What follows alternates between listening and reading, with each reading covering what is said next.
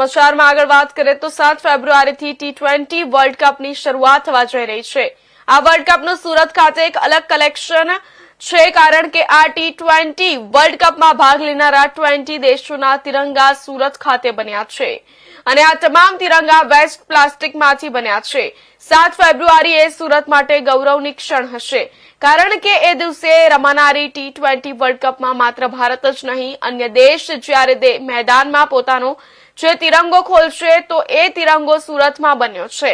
આ અંગે તિરંગા બનાવનાર પ્રવીણ ગુપ્તાએ કહ્યું કે છેલ્લા 2-3 વર્ષથી ક્રિકેટ મેચો દરમિયાન જે મોટા તિરંગા બને છે તે સુરતમાં બની રહ્યા છે। સુરત માટે ગૌરવની બાબત એટલા માટે છે કારણ કે તે આ તિરંગાઓ પહેલા ભારતની બહાર બનતા હતા, પરંતુ હવે સુરતના ટેક્સટાઇલ ઉદ્યોગને બિઝનેસ તો મળી રહ્યો છે, સાથે સાથે વોકલ ફોર લોકલને પણ પ્રાધાન્ય મળી રહ્યું છે। આ તમામ તિરંગા પ્લાસ્ટિકના વેસ્ટમાંથી બનાવવામાં આવ્યા છે।